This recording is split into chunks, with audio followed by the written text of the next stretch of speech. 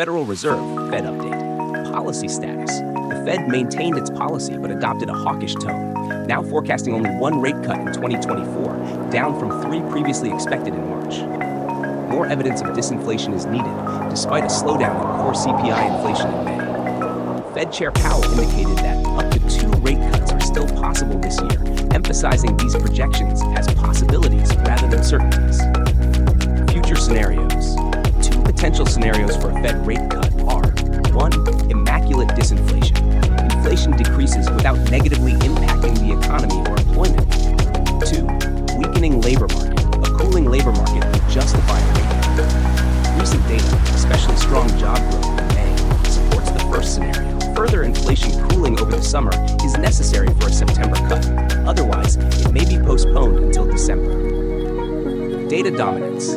Yield fluctuations highlight the dominant role of new data in driving market moves. The U.S. 10-year Treasury yield dipped post-inflation report, then rebounded after the Fed meeting. Softer PPI inflation and a rise in U.S. jobless claims fueled hopes for a September rate cut, leading to a near 3-month low in yields. U.S. inflated labor market. Core inflation.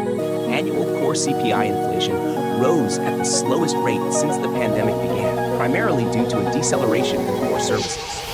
This trend of lower than expected figures started in April. Rents remained stable, and there was a minor increase in goods prices. Auto insurance costs have decreased, and airfare prices have returned to pre-pandemic levels, suggesting a shift towards normalization. PPI inflation also declined in May, further easing price pressures. UK labor market. Mixed signals. The UK economy continues to grow, but the unemployment rate has increased to its highest since August 2021, indicating a cooling labor market. The claimant count also rose from 4.1% in April to 4.3% in May, suggesting a potential further increase in unemployment. Conversely, wage growth remains steady from the previous month, posing a significant challenge to bringing inflation back to the target level. Implications for the BOE. A rate cut in August is still possible.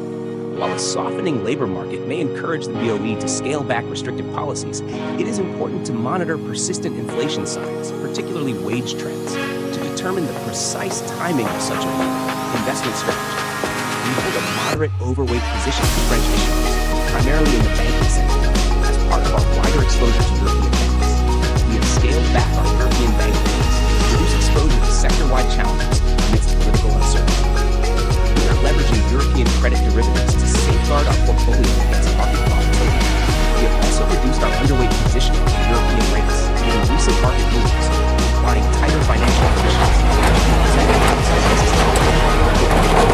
This report highlights key developments and strategic responses to the U.S., UK, and European markets, focusing on inflation trends, labor market conditions, and political uncertainties. Ongoing data developments underscores the need for vigilance and adaptability in investment strategies amidst an evolving economic landscape.